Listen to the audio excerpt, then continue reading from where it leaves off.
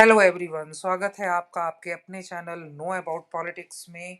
और रिवाइज करें कि कड़ी में आज हम फिर से क्लास 12th की बुक 1 का जो है वो लेसन लेकर आए हैं। लेसन नंबर 2 एक दल के प्रभुत्व का दौर के जो 3 बेसिक क्वेश्चन है जो हर क्लास के लिए पॉलिटिकल साइंस के हर स्टूडेंट के लिए इम्पोर्टेंट है।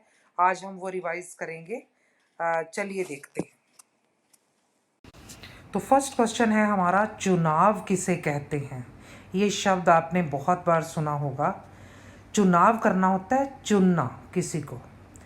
चुनाव एक ऐसी विधि है जिसके द्वारा मतदाता यानी कि वोटर्स अपने प्रतिनिधि को चुनते हैं, अपने कैंडिडेट को चुनते हैं। ये दो तरह के होते हैं, प्रत्यक्ष और अप्रत्यक्ष। प्रत्यक्ष वो होता है कि सामने से सीधे ही चुन लेना, जो कि आज के दौर में एग्जिस्ट नहीं करती ये प्रणाली। हाँ, अप्रत्यक्ष लोकतंत्र हमारे देश में भी यही है। हम पहले अपने जनप्रतिनिधि चुनते हैं और वो मिलकर फिर एक प्रधानमंत्री चुनते हैं। तो इस प्रकार हमारे देश में अप्रत्यक्ष लोकतंत्र है। नेक्स्ट है हमारा जी, सार्वभौमिक वयस्क मताधिकार। मैं चाहूंगी कि आप इसके हेडिंग पे ध्यान दें। सार्व का मतलब सर्व, सभी। भौमिक मतलब भूमि पर रहने वाले, यानी कि देशवासी, नागरिक। वयस्क मैंने, देखिए, हर राज्य अपने वोटर्स के लिए एक सीमा तय करता है कि इतने वर्ष के व्यक्ति को हम वयस्क मानेंगे। ठीक है, जैसे हमारे देश में 18 वर्ष के व्यक्ति को वयस्क माना जाता है। मताधिकार का मतलब मत, यानी कि मत का मतलब था वोट। अधिकार मैंने देने का अधिकार, वोट देने का अधिकार। तो यहीं से इसकी डेफिनेशन निकल जाती है कि सभी भूमि पर रहने वाले, यानी कि सभी नागरिकों को जो कि वयस्क है, यानी कि 18 वर्ष के हैं, उन्हें वोट देने का अधिकार। आइए हम लिखेंगे कैसे। एक निश्चित आयु के सभी वयस्क नागरिकों को बिना किसी भेदभाव के, ये हमारे भारत के संदर्भ में बात हो रही है, किसी भी प्रकार के भेदभाव के बिना मत देने का अधिकार सार्वभौमिक वयस्क मताधिकार कहलाता है। भेदभाव कौन से हो सकते हैं?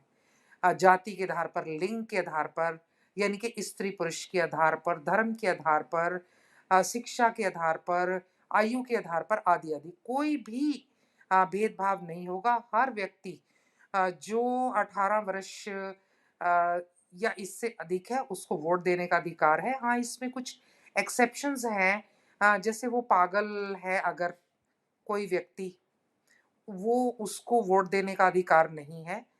तो अभी आपके सिलेबस में इतना ही है। पहले ये 21 वर्ष हुआ करती थी जब हमारा संविधान बना था, लेकिन 61वें संशोधन के द्वारा इसे 18 वर्ष कर दिया गया। नेक्स्ट क्वेश्चन है हमारा, राजनीतिक दल किसे कहते हैं? नागरिकों का ऐसा समूह जो सार्वजनिक मामलों पर, यानी कि पब्लिक अफेयर्स में, यानी कि आम पब्लिक के जो हित होते हैं या मामले होते हैं, उन पर एक जैसे विचार रखता है और वह संगठित होकर अपने मताधिकार के द्वारा खुद सरकार चलाना चाहता है या सरकार पर नियंत्रण करना चाहता है, ताकि अपनी विचारधारा और सिद्धांतों को देश में लागू कर सके। हमारे यहाँ राजनीतिक दल प्रणाली कैसी है? बहुदलीय प्रणाली है। यानी कि भारत में ये बहुत सारे दल हैं जो चुनाव में भाग लेते हैं। जैसे चाइना है, वो वहाँ एक दलीय प्रणाली है, एक ही दल है, कंपटीशन में कोई दूसरा दल नहीं है। अमेरिका है, उसमें 2 ही दल है, वो द्विदलीय प्रणाली है। वहाँ पे 2 दल होते हैं, उन्हीं में से ही कोई एक दल जीतता है और सरकार बनाता है।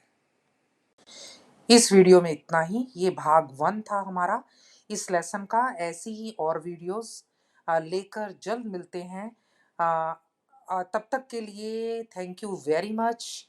इस चैनल को लाइक कीजिए, शेयर कीजिए, सब्सक्राइब कीजिए। न्यू व्यूअर्स बेल आइकॉन का बटन ज़रूर दबाएं।